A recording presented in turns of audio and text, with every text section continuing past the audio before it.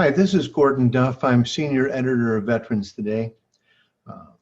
Within 1 hour after the mysterious explosion in Beirut, I received a contact from a senior retired defense official in Lebanon, a general, who told me that they had proof they had been attacked by Israel, that a warehouse had been hit by a sea-based small missile. A fire had been started, and then a larger missile, they believed from an F-16, had hit the warehouse using a tactical nuclear weapon.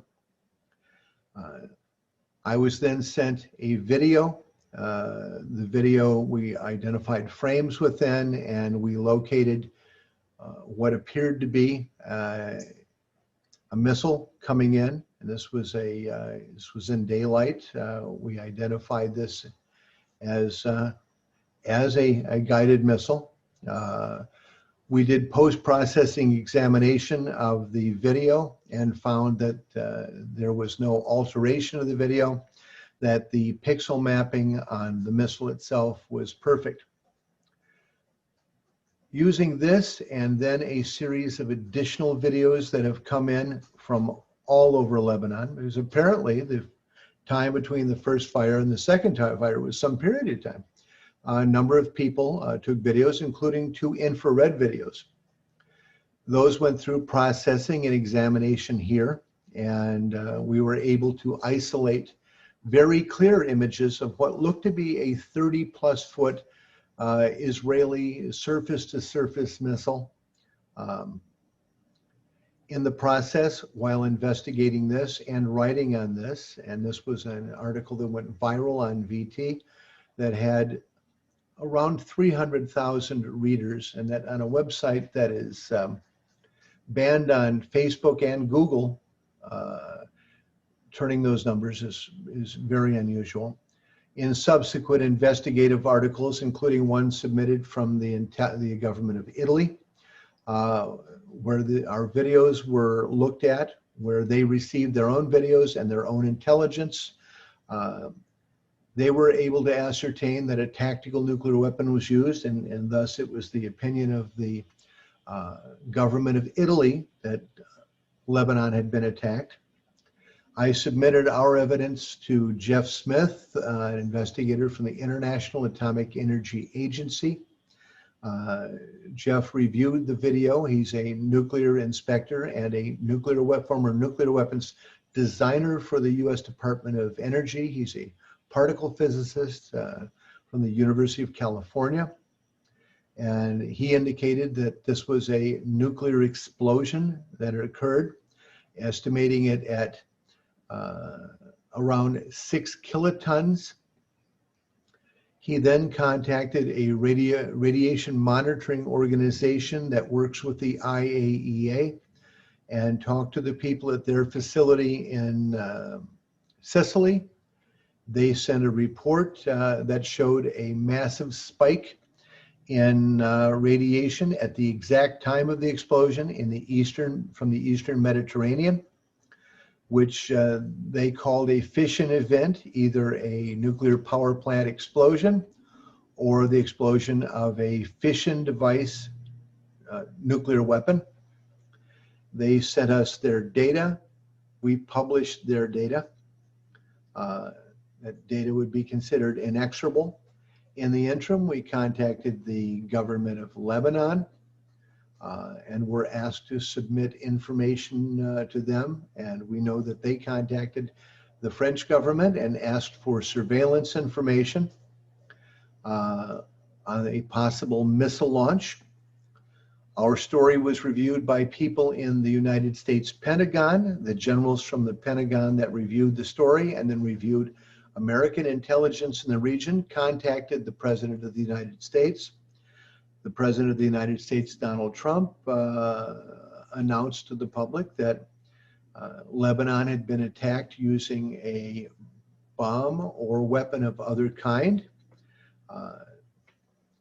Based on his information, he was then attacked in the press rather wildly, and then he again reiterated that the Pentagon had told him that this was an attack on Lebanon using some kind of device.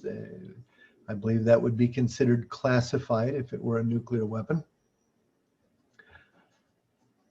In the interim, there has been a tremendous reaction in Facebook and Google banning any mention of these weapons being used, of Israel, across the internet. There have been threats, death threats have been against anyone who has carried this story forward. While this has gone on, we were contacted by a political figure out of Lebanon with direct knowledge of the case, and I'll tell you why I mean this was the case. And he came to us with a highly detailed story. He told us that 6 years ago, Israeli intelligence, working with other assets, bought a small leaky ship in Cyprus, aided by a Russian group, not part of the Russian government. They loaded this ship with what they made to appear to be ammonium nitrate, but was in actuality dirt and rocks. Brought the ship in to Lebanon. It was leaking and sinking with purchased with a phony letter of credit, with phony SGS inspection documents, and was temporarily unloaded there while a court case carried on. They have since maintained this fake cargo at that warehouse for 6 years. We have the details on the court case. We have the details on the letter of credit. We have the details on the phony Russian client.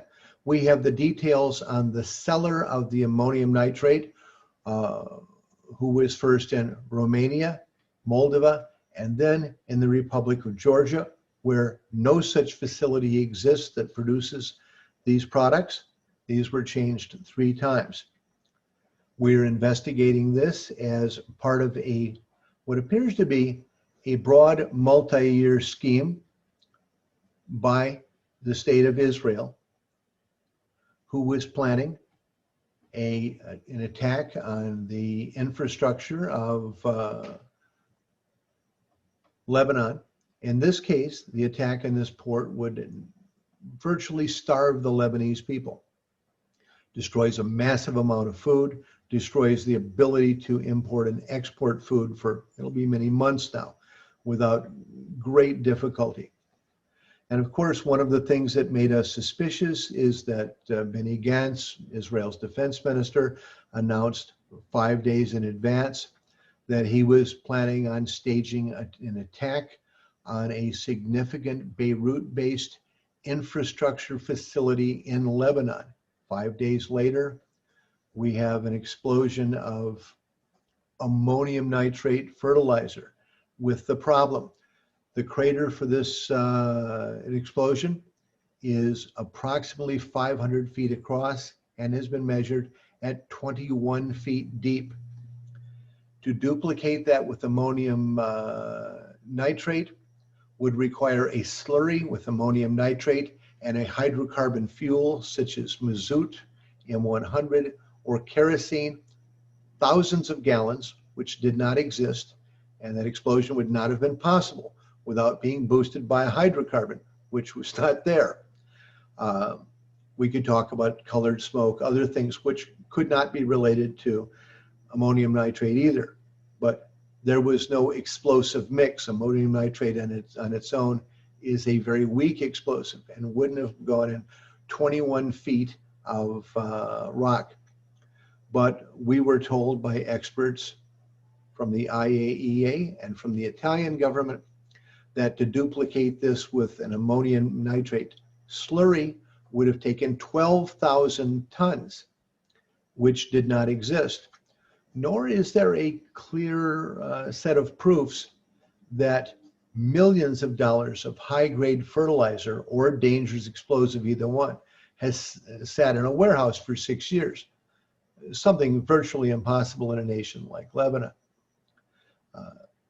We are advocating, of course, that investigations that have been announced are carried forward, and that it also be noted that the amount of press censorship, the blocking of videos, the claims, wild claims being made that everyone in Lebanon is suddenly making fake videos showing exactly the same type of missile coming from every imaginable direction.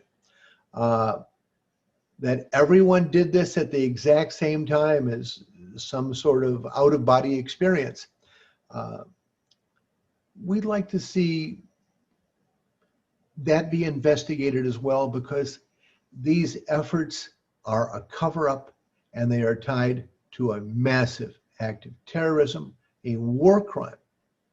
And everyone involved, including Google, Facebook, and others, news organizations that should know better, need to be held to account.